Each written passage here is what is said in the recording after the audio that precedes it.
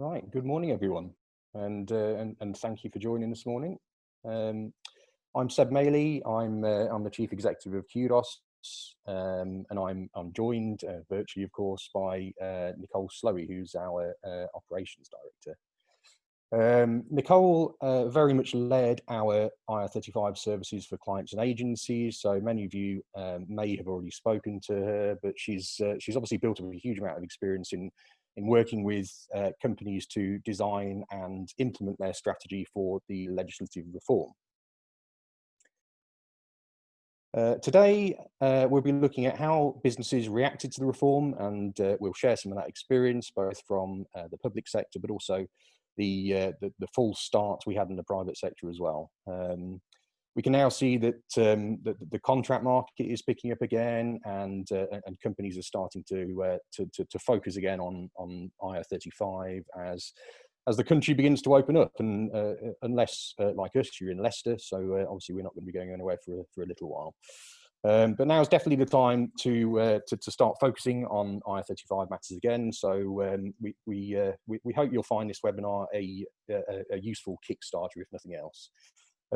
Just some quick housekeeping points before we start. The webinar is going to last for about an hour, including time for questions, and it is being recorded. We'll send a copy of the recording and some supporting information to attendees after the event.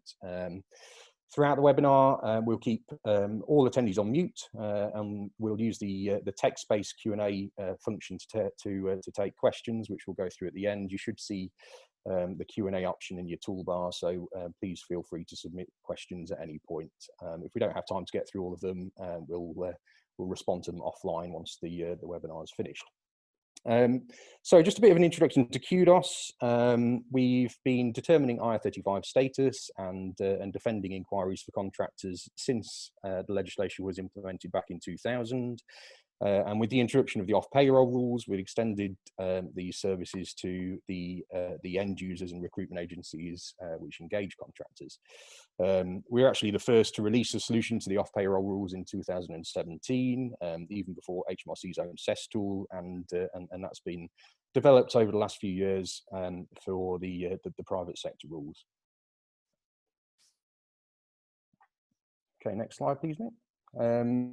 Over the past 20 years, we've defended over 1,600 IR35 cases, including some key tribunal cases. We've provided over 150,000 IR35 determinations through contract reviews and working practice assessments. And since the 2017 changes, we've supported well over 2,000 end clients and recruitment agencies to take a fair and compliant approach to reform, as well as ensuring the risk. So just a bit of background to the reform itself and why we are where we are now. Most of you will probably know most of this already, but it's probably worth having a brief refresher. So IR35 is a tax legislation which tries to distinguish between workers who are genuinely operating their own business and those who are essentially employees, but using a limited company to avoid tax, which also benefits the would-be employer to avoid tax as well. Since 2000, contractors have been responsible for determining their own IR35 status and have obviously shouldered the risk for getting it wrong. From the 6th of April 2021, the legislation puts that burden of responsibility on the end client engaging the contractor. So obviously that's a rule which was implemented in the public sector in 2017 and was due to come in place for the private sector on the 6th of April this year, but was postponed due to COVID-19. We should note at this stage that today is quite an important day for getting final confirmation on what's happening with the IR35 changes. Obviously, the draft finance bill currently has the rules coming in 2021, and today is the last opportunity that MPs have to amend it. There are 4 amendments proposed to the bill in respect of IR35, which all involve either delaying it again or removing it completely. It may well be that these aren't even chosen to be voted on, but we should know either way shortly. So briefly, what are the rules? So with the exception of small companies as defined in the Companies Act, all private sector businesses engaging contract workers in the private sector will be required to determine the status of their off-payroll workers. If a client decides I-35 does apply, the fee payer will be responsible for deducting the relevant tax at source as if they were an employee. But although contractors who are impacted may have to pay tax like an employee, they won't receive the rights and the protections that are associated with employment automatically. There were, however, a few cases of rights being claimed through court action in the public sector. If the client determines that I-35 doesn't apply, the contractor will continue to be paid gross and outside I-35. But if Hmrc raise an inquiry into these contractors' I-35 status and it's found that they should have been deemed inside I-35, the fee payer will be responsible for the liability of the tax and national insurance that should have been paid. There were a number of strategies adopted by businesses to manage the I-35 reform in the lead up to both the public sector and the private sector changes this year. Due to some of these strategies, the provision of reasonable care was introduced into the legislation, which is important to be aware of when designing your own policies and procedures in relation to the I-35 legislation. Hmrc only provided a definition of what reasonable care is this year, and it means that that clients must assess the status of their contractors appropriately, ensure that processes are compliant, check their workers' terms and review them on an ongoing basis, whilst maintaining a record of their activities. Reasonable care was brought in following concerns raised in the public sector reform that a lot of organisations were applying blanket rulings, which we're going to look at next as the first way in which businesses approach the reform. So a blanket determination is the broad application of an I-35 status to a large group of off-payroll workers without due consideration or assessment, almost always applying everyone as inside I-35. We saw a lot of these in the public sector, particularly in the NHS, and there was naturally a lot of outcry and resistance to them. In the private sector, a number of businesses, probably most notably financial firms, were reported to be banning the use of contractors altogether. So it's obviously a short-sighted and highly risk-averse move, which will ultimately lose them their flexible workforce. And I think since the reform has been delayed until 2021, a lot of these firms have quite quickly U-turned these policies to really benefit from their flexible workforce during the pandemic. A recent report investigating the off-payroll rules, which was published by the House of Lords, noted there was clear evidence that the blanket status assessments that were made in the public sector were being replicated in the private sector. But by making a policy decision not to engage personal service companies at all, organisations like the banks were essentially circumnavigating the legislation altogether, though. And they were therefore avoiding things completely, like the reasonable care provision. So why do businesses take this approach? Well, quite simply, it's the easiest and the most risk-averse. Blanket bans mean that the business doesn't have to complete assessments for all of their workers, and because they're either applying a blanket inside I-35 status to all workers or banning them altogether, there's no obvious liability or risk to the business. And for some, unfortunately, that seemed like a bit of a no-brainer. But there are numerous negative elements to taking a short-sighted approach like this, which a lot of companies did start to realise. Firstly, it reduces your access to key talent. In response to queries after the public sector reform, the MP Stephen Barclay said that 58% of central public bodies haven't experienced problems with filling off payroll worker vacancies, but obviously that means that 42% are experiencing difficulty in filling vacancies, which is almost half of all central public bodies. In a Lords report that I mentioned before, they found that some contractors ceased working in the public sector altogether, which caused recruitment and retention problems. It causes walkouts, which reduces the ability for businesses to deliver key projects, and we'll talk about that more in a case study in a minute. Perhaps most crucially, blanket inside assessments just aren't compliant. If we look back to the reasonable care provision, determining that the rules apply to every worker without giving due consideration to the specific facts of each individual case is something that Hmrc themselves give as an example of what doesn't constitute taking reasonable care, and it can also lead to legal action. There were some examples of legal action happening in the NHS. So we'll briefly look at a case study which involved a London-based insurer.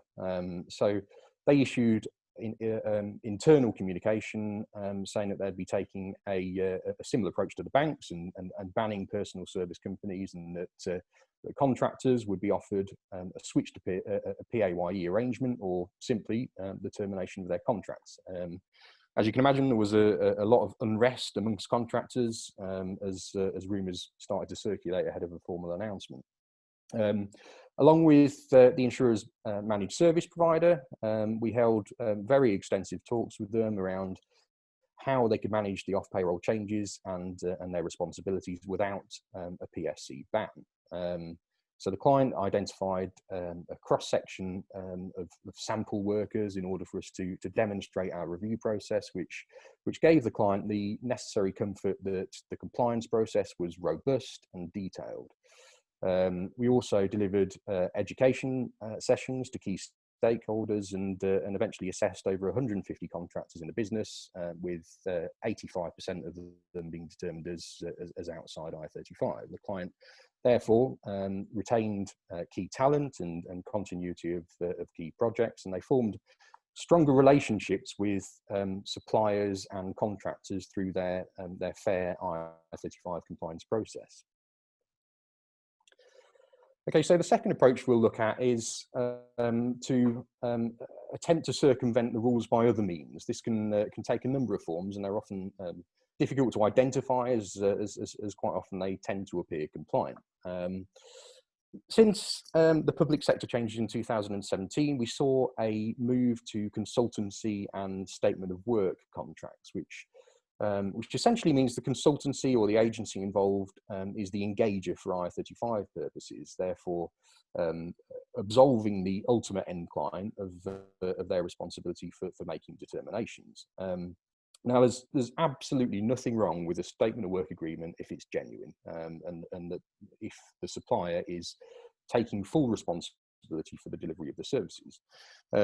What is dangerous, however, is trying to shoehorn populations of time and materials contractors into a contracted out arrangement. Like all things with I-35, Hmrc are always going to look at the reality of the situation and not just the written agreements.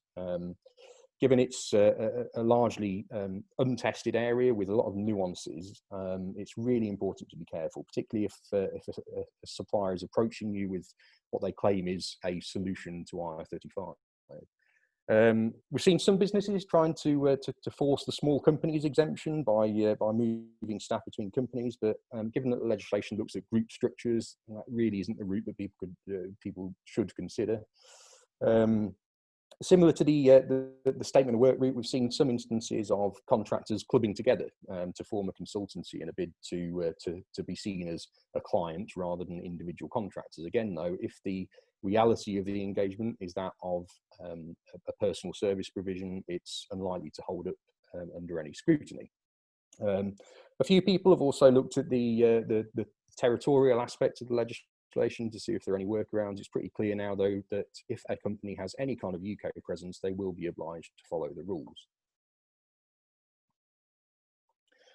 So why do businesses use these strategies in response to the rules? I think similarly to blanket assessments, it's often easier to implement than applying the rules as they were intended.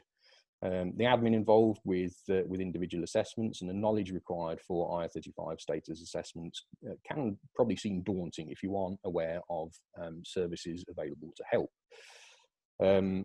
Secondly, a lot of these strategies can appear legitimate. There are a number of companies which actively promote them as solutions, and on the face of them, they do make sense.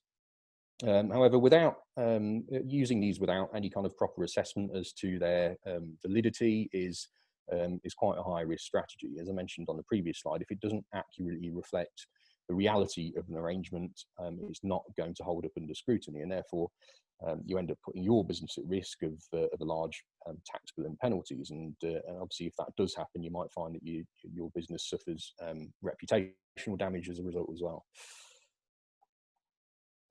Going a step further than contrived arrangements, it's also very important for engagers, agencies, and obviously contractors to be very wary of potential avoidance schemes.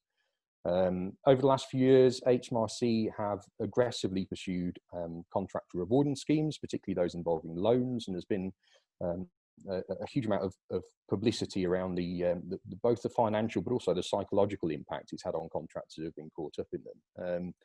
Despite that, there are still a lot of schemes doing the rounds, and often they will use IR35 and the fact that they apparently offer a safe haven from the legislation as a key sales pitch. Generally, the websites or marketing information for these schemes will show virtually no detail about how they actually work, and probably no information about the company or companies behind them, but they will make a big deal about the take-home pay percentage that contractors can expect from them. After the public sector reform in 2017, we also saw other creative ways of firms taking advantage of the changes. One example of this was a company who targeted NHS workers, particularly nurses, and essentially ignored the determination that the NHS Trust had originally made, and then carried out their own IR35 assessment based on some very questionable factors. The Criminal Finances Act means that it is vital for engagers and agencies to have full visibility over the supply chain and to ensure that they are confident that any firms used for payrolling or indeed IR35 assessments are reputable and fully compliant. Okay, so at this stage, I'm going to pass over to Nicole. Thanks, Seb. Good morning, everyone. I'm going to be spending a bit of time more focusing on the positive and best practices that we saw in terms of organisation strategies for preparing for reform. So the third kind of strategy we typically saw for managing IR35 reform was case-by-case assessments. Now, case-by-case assessments of a worker status is actually what the rules intended, and involves reviewing each contractor's engagement in isolation for IR35 status. Now, as we all know, IR35 status is based on case law, meaning that the courts have determined the deciding factors over the years. So this is where we'll hear things like key status tests such as substitution, mutuality of obligation, and control, as well as the more tertiary factors. All of the factors need to be considered in determining a contractor status as a whole, and it's important to take a holistic view of a particular engagement. This also includes some factors which are relevant to the contractor being in business of their own account. So some of these more tertiary points that I mentioned. There's a particular case of ECR Consulting versus Hmrc, where the tribunal judge, in fact, actually gave credence to the contractor having stationery and business cards and a company website. The judge actually was quoted as saying it was clear that ECR was a genuine business, and referenced the important practice of painting a picture when it comes to determining the IR35 status of an engagement. And this is why for us, when considering case-by-case assessments, you need to look at all of the facts and around and paint that full picture of the contractor in business in their own account, as well as the specific working practices that pertain to the engagement within the organisation that they're operating in. So what is the impact of making case-by-case assessments? Well, undertaking case-by-case assessments, businesses are ensuring complete compliance with the legislation as it was intended. The fairer approaches will 100% give businesses the pick of talent, contrary to what happened at many of the organisations who either put in place blanket bans or cross-assess contractors as all having the same status. Organisations who do case-by-case assessments will ultimately attract top talent for the flexible workforce. It's really important from a contractor's perspective to feel that they have had their assessments and their circumstances fairly considered for IR35. What we seen a huge surge in was the kind of demand and the sharing of information in the contracting market around how organisations actually approached reform. A particular site to mention would be offpayroll.org.uk, and that site was developed because of this demand in terms of contractors wanting to identify the good and the bad of recruiters of clients when it came to their handling of IR35. And from experience and watching how lots of organisations sort of handled their approach, it's very much something that you want to be on the positive side of from a PR perspective. Even if it so happens to be that within your particular organisation, you have a large proportion of contractors who should correctly be considered inside of IR35. The management of the PR and the communication around that and how you actually arrived at that determination is vitally important, because there's a bit of a reputational risk there in terms of organisations not quite getting that right. So why didn't some businesses take the case-by-case assessment approach? To be rather blunt, it requires work, and certainly more work than the two other approaches that we just outlined. If you think about having to assess all of the workers within your organisation, it can be quite a big undertaking, especially if you think of some of the scales of the contractor-based workforces that exist within the UK private sector.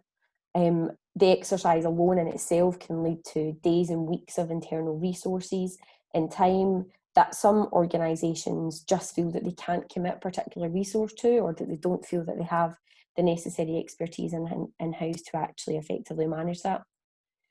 Secondary to that is the fact that there's a liability. So for contractors who are determined and considered as outside of IR35, there remains a financial liability for the fee payer in the supply chain in the event of Hmrc compliance activity actually saying that they disagree with the determinations that that supply chain has actually made. And that financial burden in isolation may prohibit organisations taking that approach, because it could be that it is in direct contradiction to an organisation's risk appetite and risk policy, and puts that at odds then with the compliance and operational benefits that case-by-case assessments could actually bring to a particular organisation. When it comes to case-by-case assessments, there are different options that companies adopted. There are different solutions, different tools that businesses used and can use for their preparation thinking forward for 21. What I would say is that the vast majority of businesses don't internally have IR35 expertise, and certainly not sufficient enough to actually undertake IR35 status determinations independently, and also on a scale that those particular businesses might need. So if we start by talking about Hmrc Cyst, so Cyst, which stands for Check Employment Status for Tax, was introduced in 2017 as a measure and a mechanism and a tool to help support organisations managing IR35 reform in the public sector. I'm sure, as many of you will be aware, in its 3-year lifespan, the tool itself has come under a huge amount of scrutiny. Particularly in the early stages of the tool itself, in that it was changed and adapted and released and re-released very close to the introductory date of April 6, 2017. So organisations were undertaking due diligence exercises with a kind of rule sheet, if you like, that was continuously changing and no one necessarily had visibility over. The issue with Cyst is that the problems with the tool itself actually go beyond its timeliness. Firstly, it lacks key status test, and the key status test that it omits is mutuality of obligation, so goes completely against case law by actually not considering a key status test. The questions are very much loaded and worded in an intentional way that it would actually be very difficult for an organisation not to negatively position a contractor as inside IR35. And equally, there are lots of limitations with the application, given that it is in fact just an online digital tool with no other support mechanism round about it.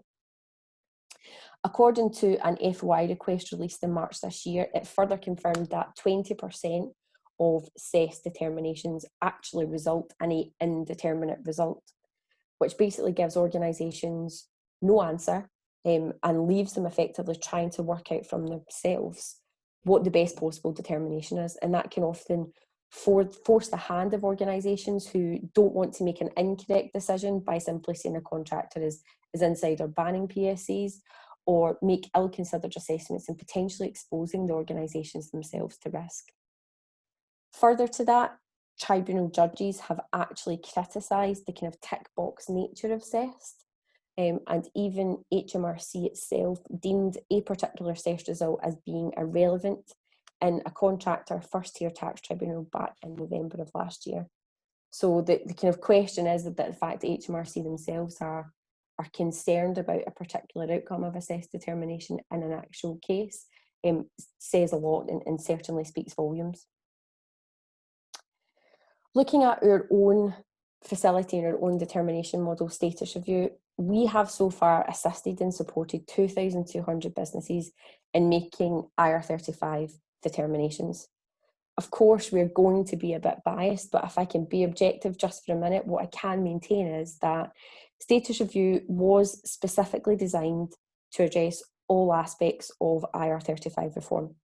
We did that when we first introduced the platform back in 2017, and we have continuously adjusted and updated and strengthened our assessment facility to ensure that it now captures the additional aspects of private sector reform, such as thinking about disputes and whatnot. Our approach when it comes to making those individual determinations is balanced and it complies with reasonable care. We also ensure cover for outside of IR35 determinations, so it gives businesses the necessary comfort that they need in order to know that they would be backed by our IR35 experts in the event of any Hmrc compliance activity. Because we involve contractors in the actual assessment process, this right away reduces any disagreements in status. But as I said, we do actually have a mechanism built into the application itself in order to manage any challenges where contractors perhaps disagree with the outcome of an assessment. One of the most important things for me is that we take a holistic approach to making determinations in line with case law and rely on the expertise of our consultants, and that human involvement and intervention in an assessment process is pivotal. When you think about any sort of Hmrc activity under IR35, it's status inspectors you're potentially talking about having to go against in the case of a first-tier tax tribunal, go against the tribunal judge.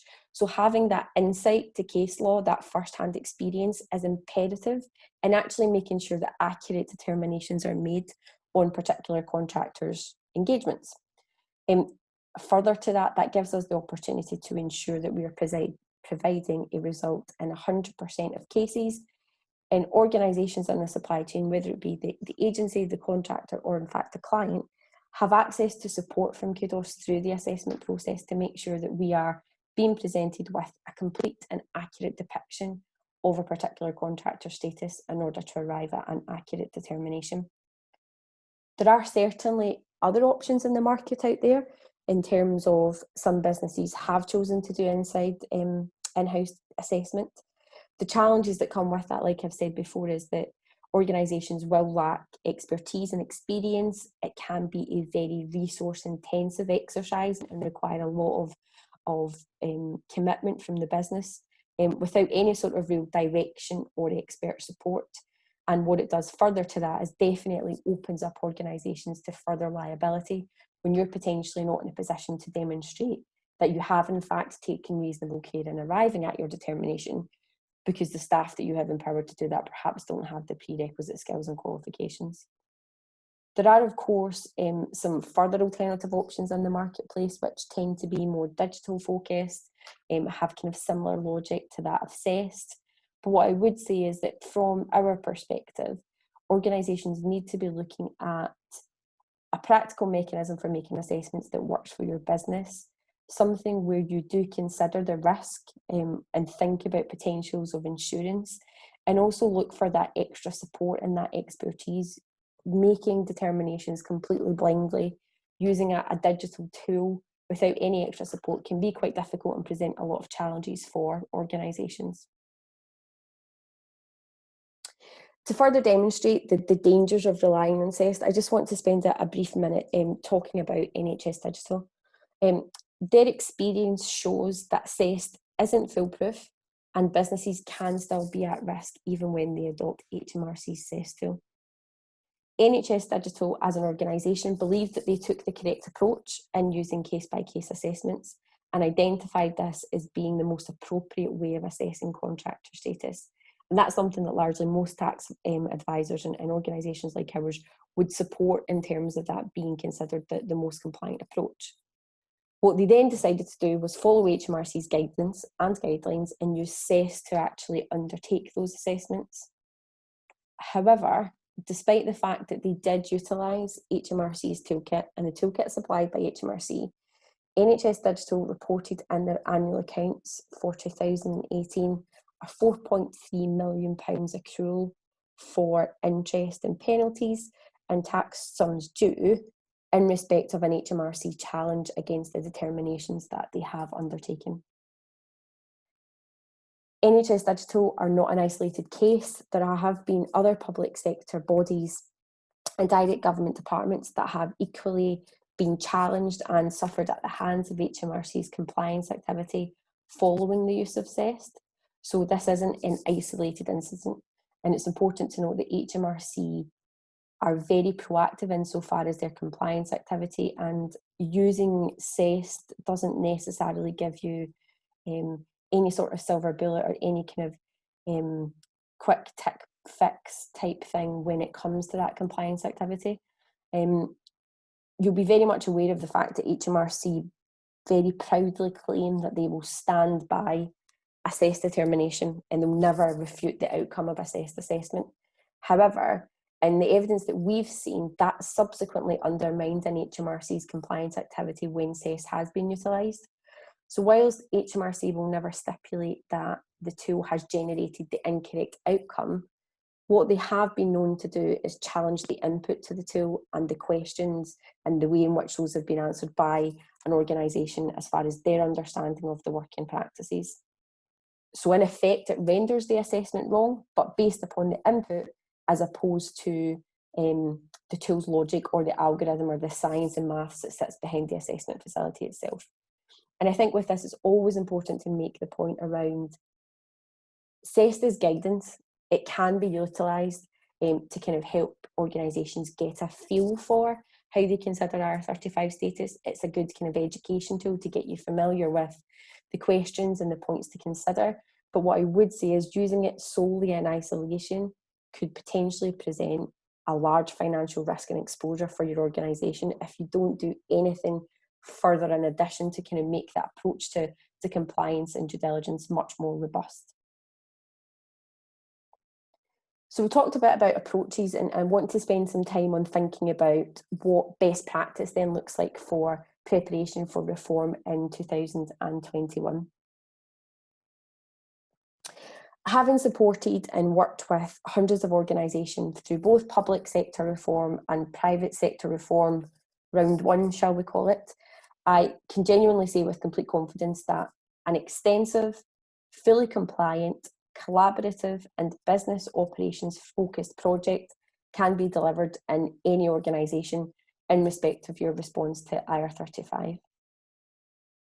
This would give you the opportunity to continue to engage the services of limited company contractors to the complete benefit of your business. Now, when it comes to looking at a holistic IR35 project, there's kind of 4 key areas that we've highlighted that organisations should really hone in and focus on.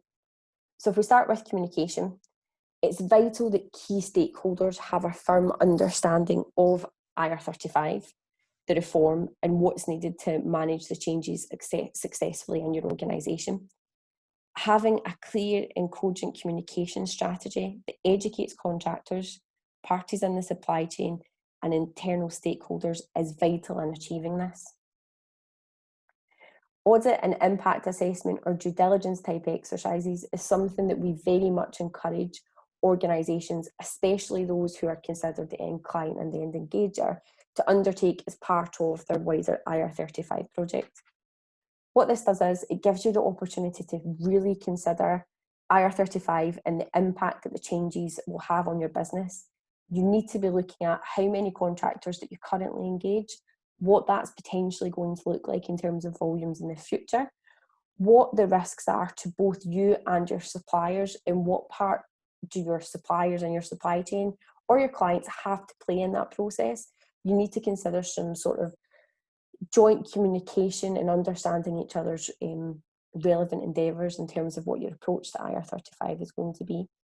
And the big one for us underneath that audit and due diligence exercise piece is also looking at how you actually engage contractors and what those working practices are well in advance of thinking about individual assessment exercises, because that will give you the opportunity to take stock and think, actually, are we engaging contractors and utilising the services of contractors in the most optimal way that we possibly could be? And actually, is there any room or scope for optimising this and making this better so that we can make sure that we are actually utilising contractors to the fullest extent that we should be for the purposes of our business, whilst also thinking about it from that compliance obligation perspective as well. The management process part of any strategy, I would say, is 9 times out of 10 organisations that we work with is often the lead. So organisations very much want to look at what the process is going to be, what that tool is going to look like, how are they actually going to assess contractors. And it is vitally important, because you need to consider that both for the exercise you're going to have to undertake for your current population, as well as then looking at how you implement that on a BAU basis. So engaging contractors going forward, building that into your recruitment and your onboarding processes. And as part of that, you then need to think about some of the more kind of nuanced aspects of the legislation. So think about disputes and challenges. What does that process look like? Who's going to participate in that exercise? And having a solid strategy over your preferred method of assessments, what the process is, who's involved, how the business is managing risk, what the SLAs importantly are, will give you the best possible footing to minimise disruption when it actually comes to delivering that exercise, and can definitely and certainly be managed. But that's one of the things that you do want to consider fairly early on in the process as well, so that you can look at what all possible options are available to you, and also see what is the best possible fit for your organisation. Now, with any legislative change in kind of tax or HR or any sort of function within your business, you do then need to consider what your organisation's approach to policy is going to be, in terms of making sure that your business evolves with the changes. And in doing that, you want to make sure that you're working with preferred suppliers who are equally positioning themselves to manage the reform and that payment process that you put in place for contractors that are inside as compliant. Like Seb said earlier, there are other types of legislation that you need to consider that go beyond just IR35 to making sure there's complete tax compliance through the supply chain. So there's an onus to think about what your business's policy is going to be for inside IR35. Is it going to be umbrella company? Is it going to be agency PAYE? It's worth kind of spending some time, especially with your colleagues in tax and finance, working your way through the pros and cons and what the preferred options for those are. And the policy decisions themselves then kind of drive your ability to then benefit from the skills and the flexibility and the savings that you then enjoy when you actually engage with contractors outside of IR35. Now, I know that we have had, if you like, a false start with lots of organisations being completely organised for preparation for 2020. And then we had the announcement on the 17th of March that postponed the reform coming in this year. If you haven't already got to the point of having an IR35 project, whether it be your project didn't necessarily get off the ground the last time round, or even if in fact you had really progressed your project, what's important is to look at either what your previous project was and do a bit of an assessment on where you got to, or start that new project as soon as you possibly can. Consider who your working party are going to be, look at what levels of due diligence and audit you're intending to undertake or have previously undertaken, as well as then plan for that assessment process for both your in situ contractors and your BAU policies going forward. With the IR35 preparation type projects, there really is a unique balance of complying with your new responsibilities, managing risk, equally remaining competitive, as well as fulfilling your business operations. But it is most certainly possible, and definitely possible, where we're looking at almost having just shy of a year of preparation and time to actually get organised. One such organisation who got the balance perfect and delivered an extensive and well-considered IR35 project is a client of mine called Ithaca Energy. I have had the complete pleasure of working with this leading North Sea independent oil and gas company for probably in the region of about 12 months now. And very early on, Ithaca recognised that as an organisation, their business's strengths lay in their highly skilled workforce. And what that meant is that they were very much committed to developing and implementing a compliant and transparent and auditable process. To take you through a bit of the approach that Ithaca undertook and how they endeavoured to manage their obligations and responsibilities, around 8 months before reform was due to come into force, Ithaca set up an IR35 working group that involved key stakeholders from across its business functions. They engaged numerous experts, including ourselves, Qdos, as well as Oil and Gas UK and other tax experts and other operators in the oil and gas sector. The goal was to educate the business and develop a solid foundation of knowledge from which to approach IR35 compliance, assessing how it would impact their working practices and procedures and their operations, as well as their ability to continue to engage independent contractors. Ithaca identified a requirement for external support and expertise to help the company through navigating the reform for which Qdos was selected.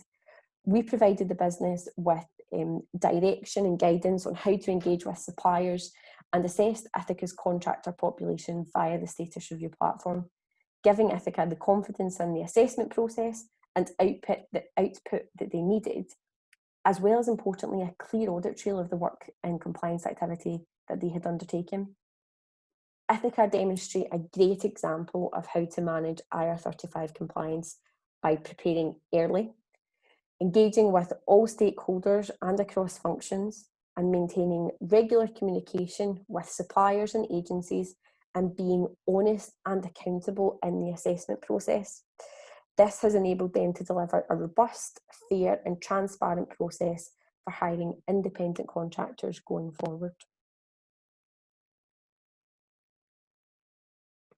To conclude the presentation portion of the webinar, I would like to just finish with kind of 3 key takeaways. For me, firstly, your approach for making assessments. I cannot stress enough that a strategy of case-by-case assessments is the single most compliant and fair approach. Not only will this allow you to fulfil your obligations under the legislation, it will go far in strengthening your relationships with your contractor base, showcasing your organisation as one which is attractive to key talent. Secondly, looking beyond just finding a tool or an assessment solution.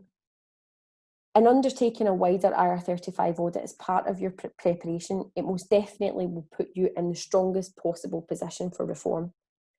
Reviewing the inner workings of your contractor-related business operations and supply chain processes and beyond will allow you to consider the implications for reform and give you the opportunity to implement measures to optimise contractor working practices and the standards upon which you actually engage contractors. Last but by no means least, time. We are, as of today, 279 days away from the introduction of reform, and now is definitely the time to start your IR35 journey.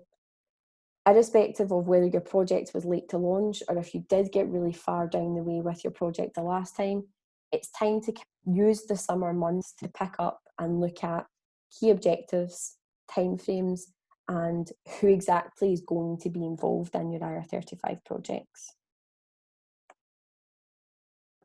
Thank you for listening along with us this morning. I know that many people will have suffered from Zoom fatigue over the last month,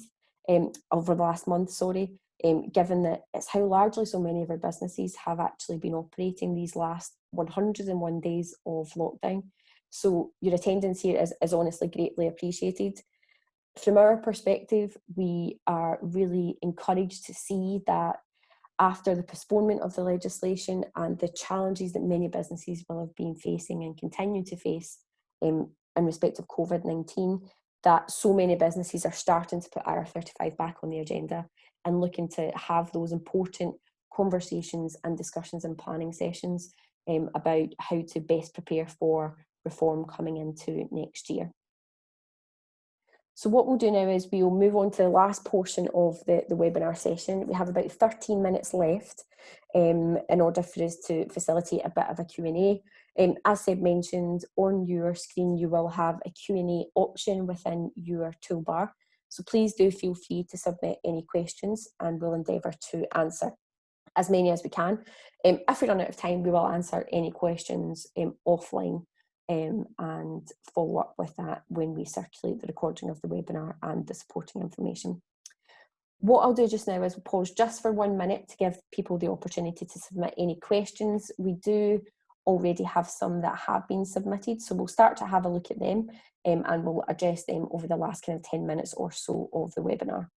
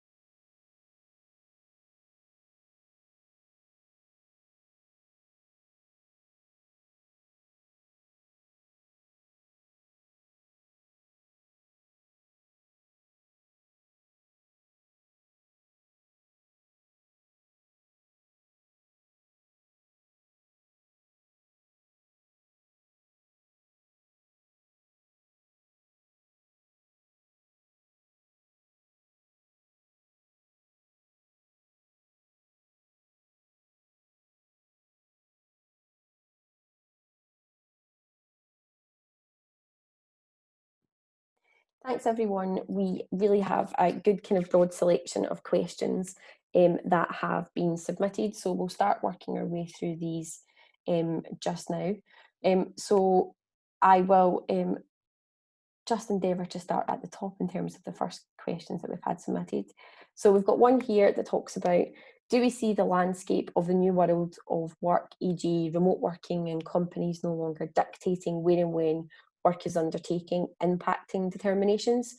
For example, do we think this will result in more outside determinations and would it swing Zest?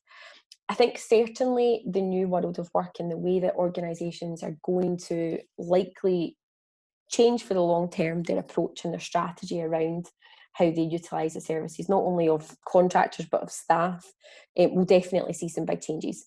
And I think that with that, anything which allows and gives contractors flexibility around when and where and how they can work from a control perspective, if we look at key status tests, is going to be quite positive.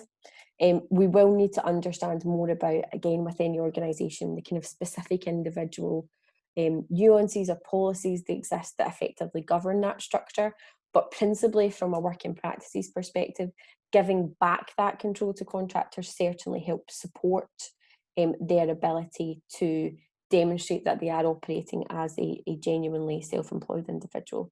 It may not quite be enough in isolation to swing Zest, given that we know that it relies so heavily on substitution as well.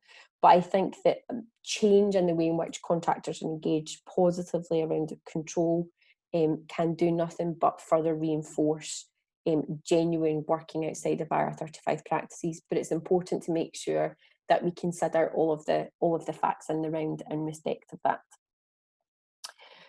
So just moving on to some other questions, Seb, I will fire a couple over to you to pick up.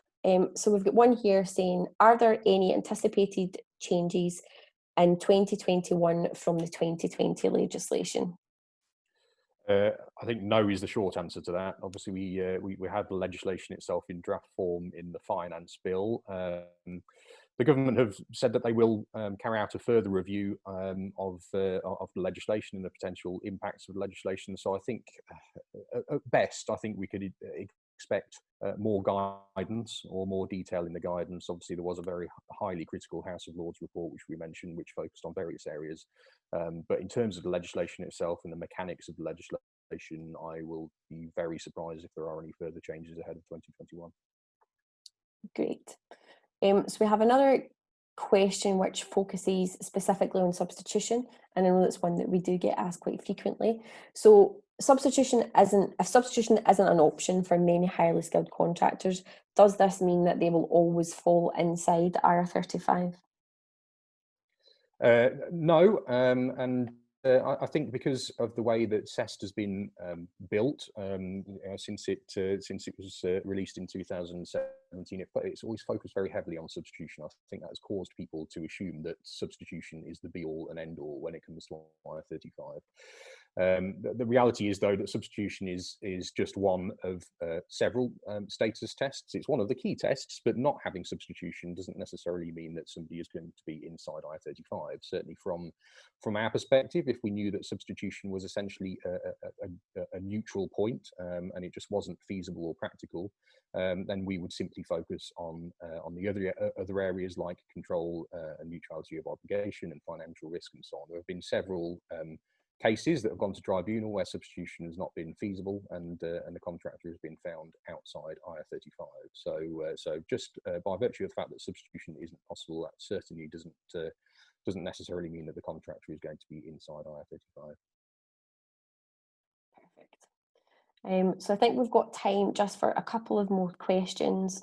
So I'll take this one. So would you recommend reassessing all roles again in the lead up to April 2021 if the same contractor is still in the same role? Or would you suggest that reviewing assessments already completed to check they are still fit for purpose is sufficient? The position that we've certainly taken with that in terms of the clients that we are working with is that you should be reassessing the roles again, but reassessing the roles again insofar as checking if there have been any changes to working practices since you undertook your initial assessment. And a way to actually do that is to actually, in effect, almost re-review the assessments that have already been undertaken. So in terms of contractor participation in that part of the exercise and gearing up all those processes internally, it gives you the opportunity to do the exercise, but it's not going to be perhaps as labour intensive.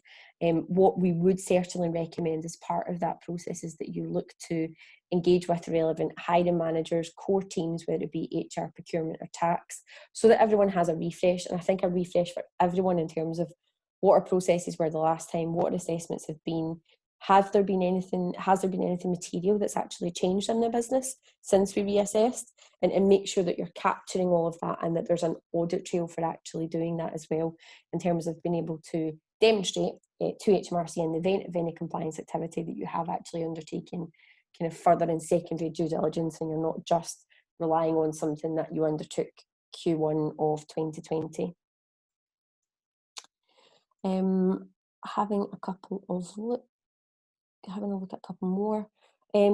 One for you, Seb. What do ongoing consultancy firms need to do when thinking about their position for determining IR35 status for the contractors that they engage versus that being undertaken by the end clients that they engage with? So consultancy firms, is that?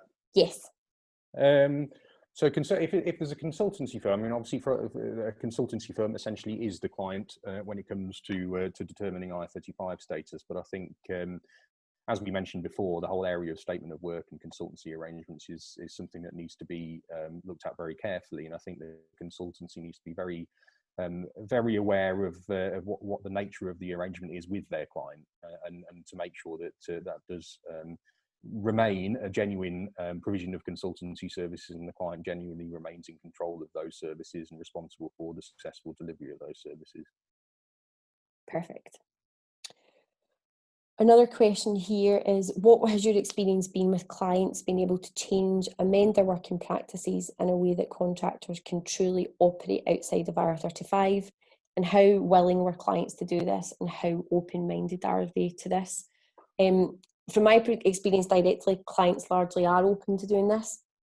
We undertook probably somewhere in the region of, I think maybe 90 to 100 IR35 audit type exercises with client organisations.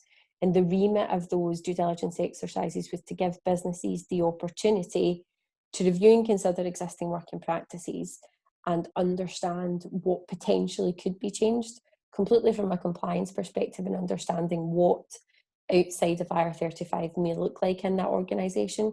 And it's really useful information to present organisations with, in terms of giving them the ability to detect, well, actually, what would we need to change? Practically, could we implement those changes? And how would that actually work in delivery of contractors operating on a day-to-day basis? And I think especially where you have changes, there always has to be the clear consideration around a line in the sand by which point those changes then apply from, and ensuring that your hiring manager community and the way in which contractors are actually delivering their services is in line with those standards that you then set out. But it is something that where organisations fully appreciate the importance of a contractor workforce, they typically tend to be open to thinking about, well, actually, how could we improve and enhance this? And it's not always a blanket approach. There are always certain disciplines and roles and functions that quite honestly could never be outside of IR35. So it's about giving businesses that opportunity to make the right decision based upon the information that they have. So I think we'll take one more question in terms of the assessments piece. So we talked about, and Seb, this is one for you, I think, where we stress the importance of case-by-case assessments. But where do role-based assessments then fit into that process?